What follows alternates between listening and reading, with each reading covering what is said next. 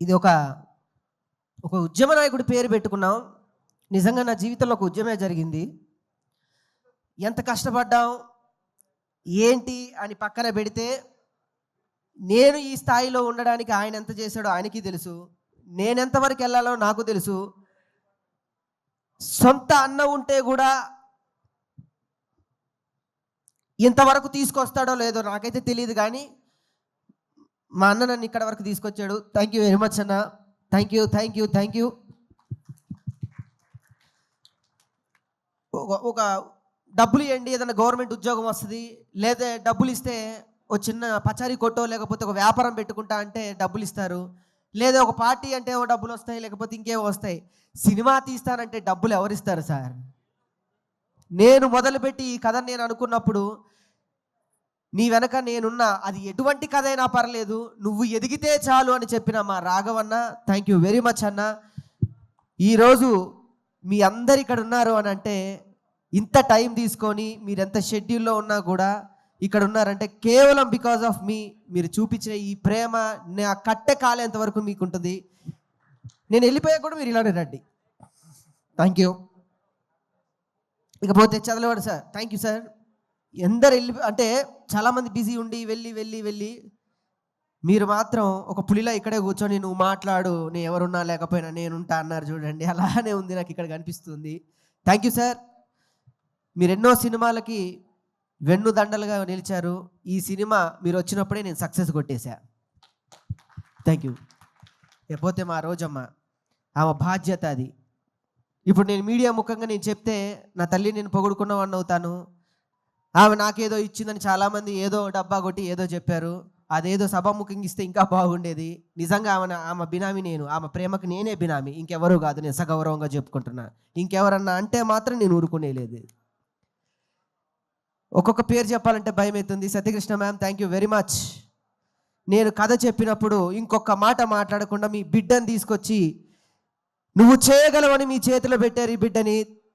ఇంకొకళ్ళైతే నాకు క్యారవాన్ కావాలి, పౌడర్ కావాలి, 2 అసిస్టెంట్లు కావాలి, 2 హెయిర్ స్టైలిస్టులు కావాలి, నాకు జ్యూస్ ఆ టైంకి కావాలంటది. ఈ తల్లి మాత్రం నీకు నేను ఏ టైంకి ఉండాలని అడిగింది. Thank you thank you thank you very much Ananya.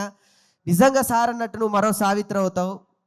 నా కోసం నన్ను నమ్మి ఇక్కడ వరకు వచ్చిన నా జబర్దస్త్ టీం మెంబర్స్ అందరికీ కూడా thank you thank you thank you very much. పేరున చెప్పాలంటే అది ఇంకా టైం తీసుకోవడం వేస్ట్. నేను ఒకటి చెప్తాను.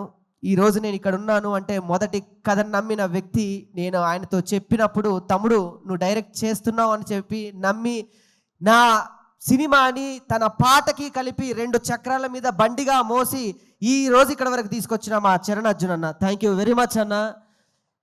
Thank you very much. రుణపడి ఉంటా నీకు కూడా. నా డైరెక్టర్ గారు ఎన్నో సినిమాలు వదిలిపెట్టారు. ఇంకొక ఆర్టిస్ట్ అయితే వేరే సినిమాలు చేసుకోవచ్చు, ఇంకొకళ్ళు అయితే ఇంకో సినిమా చేసుకోవచ్చు. ఆయనకి ఇది తప్ప ఇంకేదీ లేదు. అన్న నన్ను ఇక్కడ దాకా నిలబెట్టావు, థ్యాంక్స్. మనం మళ్ళీ చేస్తాం, మళ్ళీ కొడుతున్నాం అంతే, మళ్ళీ తను. దాని తర్వాత పవన్ కళ్యాణ్ ఫ్యాన్స్ అందరికీ హాయ్ అండి, థ్యాంక్ యూ వెరీ మచ్. ఇంకో ఫ్యాన్స్ అంటే గుర్తుకొచ్చింది. భీమవరంలో నేను వెళ్ళి ఒక మాట అన్నాను సార్. పెబాన్స్ ఫ్యాన్స్ అందరికీ హాయ్, థ్యాంక్ యూ. ఎన్టీఆర్ గారి ఫ్యాన్స్ కూడా. నేను భీమవరం వెళ్ళి అందరు కూర్చున్నప్పుడు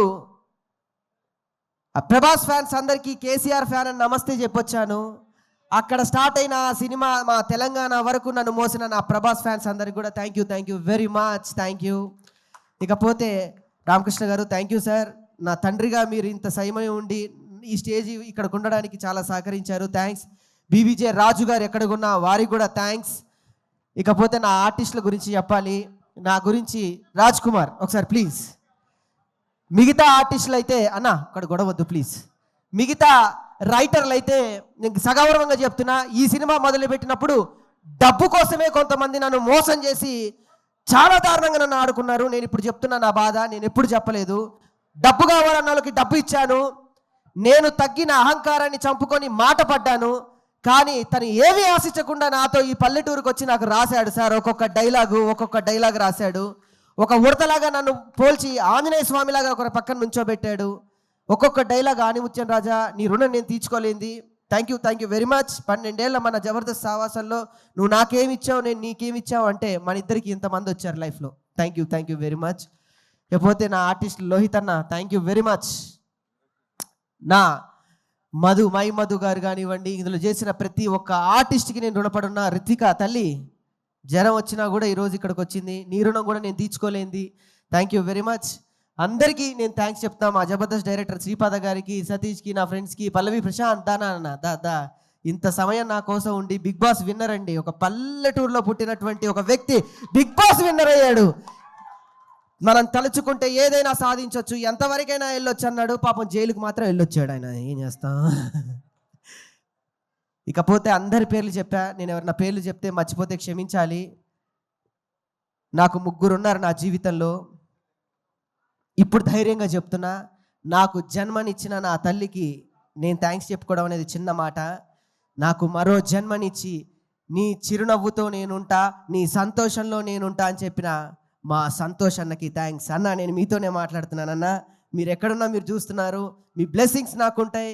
మీరు చెప్పిన ప్రతి మాట, మీరు చెప్పిన ప్రతి నవ్వు, మీరు చెప్పిన ప్రతి పద్ధతి నన్ను ఈ రోజు ఇలా నిలబెట్టింది, నిలబెడుతూనే ఉంటుంది. మీరు లేకపోయినా మీరు ఇచ్చిన అండా దండ అందరూ ఇక్కడే ఉన్నారు. థ్యాంక్ యూ లవ్ యూ అన్న.